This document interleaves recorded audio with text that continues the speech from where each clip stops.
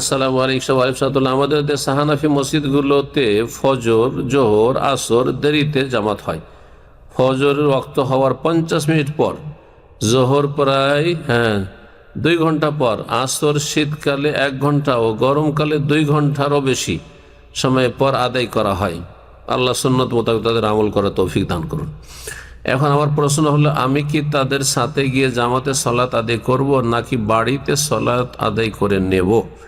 যদি বাড়িতে আউয়াল ওয়াক্তে সলাত আদায় করে নেন, তারপরে সেই গ্রামে বসবাস করেন, তাহলে তাদের জামাতে শরীক হয়ে যাবেন। দ্বিতীয় সলাত আপনার জন্য নফল হবে এবং জামাতের সওয়াবও পেয়ে যাবেন। আর আপনি মানুষের কুধারণা থেকে বেঁচে যাবেন। গ্রামের মানুষের কুধারণা কি হবে? যে বেনামাজি, দেখো আমাদের মসজিদে তো কখনো দেখি না। তা আপনি নামাজি হওয়া সত্ত্বেও তাদের কাছে বেনামাজি বলে আপনি বিবেচিত হবেন। আপনি অভিযুক্ত হয়ে যাবেন, দোষী সাব্যস্ত হয়ে যাবেন। সেই জন্য জামাতে গিয়ে সালাত পড়া আপনার জন্য খুব গুরুত্ব রাখে। যদিও তারা বিলম্ব করে সুন্নতের খেলাফ সালাত আদায় করছে।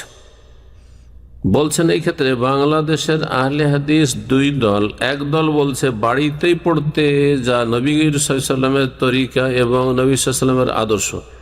আর অন্যদিকে আরেক দল আহলে হাদিস বলছে যে না, জামাতে পড়তে হবে।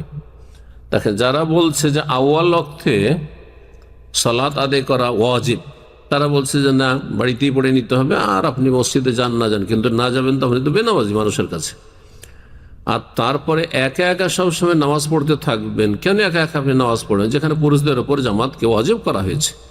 আর জামাতে সালাত না পড়লে, একা একা পড়লে শয়তান সুযোগ পেয়ে যাবে, শয়তান আপনার গুমরাহ করে দিবে ধীরে ধীরে। তাহলে আপনার জন্য আরেকটি রাস্তা খোলা আছে, সেটা হচ্ছে যে আপনি হিজরত করেন। বিদাতি গ্রামে থাকিয়েন না, আপনি এমন এলাকা হিজরত করেন যেখানে সুন্নত মোতাবেক আউয়াল ওয়াক্তে সালাত আদায় করতে পারে। সারা জীবন আপনি বেদাতি মহলে থেকে যাবেন, আর সেখানে আপনি ঘরে নামাজ পড়বেন মহিলাদের মতো, আর মানুষরা ভাববে, গ্রামের মানুষরা, যে আপনি বেনামাজি। এটা জায়েজ নয়। হয় আপনি হিজরত করেন সেখান থেকে, আর না হলে তাদের জামাতে শরীক হন। তো যারা বলছে আউয়াল ওয়াক্তে সালাত পড়া ওয়াজিব, এটি একদল ওলামারা বলছেন, কিন্তু এই ক্ষেত্রে অধিকাংশ ওলামাদের মত হচ্ছে আউয়াল ওয়াক্তে সালাত আদায় করা ওয়াজিব, ফরজ নয়, বরং এটি সুন্নাত মুস্তাহাব, ভালো কাজ। অর্থাৎ যেমন আমাদের দাম্মামে ধরেন, বা আমাদের ভারত বাংলাদেশে জাওয়াল, দুপুরে মাথার উপর থেকে সূর্য গড়লেই জোহর হয়। তো জোহর হচ্ছে ধরেন 12টার দিকে, 12টা 10 মিনিট আগে, 12টায়। সুন্নত হচ্ছে 12টা থেকে 12:30টার মধ্যে, আপনি উত্তম হচ্ছে 12টা থেকে 12:30টার মধ্যে সালাত পড়েন, যেহেতু 12টায় টাইম হয়। তাহলে আর কেউ যদি 1টায় পড়ে, 1:30টায় পড়ে, 2টায় পড়ে, তো সে গুনাহগার নয়, সে উত্তমের খেলাফ, সুন্নতের খেলাফ করলো, সুন্নতের পরিপন্থী কাজ করলো, কিন্তু সে গুনাহগার নাই, ওয়াজিব ত্যাগ করলো না। এটি হচ্ছে অধিকাংশ ওলামাদের মত।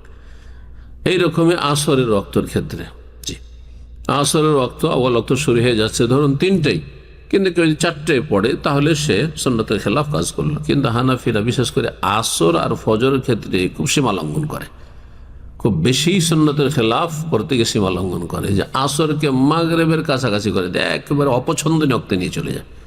মাগরিব হওয়ার, সূর্য ডুবার আধা ঘন্টা 40 মিনিট আগে আসর পড়ছে, ফজর সূর্য ওঠার আধা ঘন্টা 10 মিনিট 20 মিনিট আগে পড়ছে। এটি একেবারে সুন্নতের খেলাফ। বরং এই ক্ষেত্রে অবশ্যই তারা গুনাহগার হবে, এইরকম সুন্নত থেকে বিচ্যুত হওয়ার কারণে বা সুন্নতকে পরিত্যাগ করার কারণে। আল্লাহ তাদের সঠিক বুঝ দান করুন, সহিহ সুন্নাত আমল করার তৌফিক দান করুন।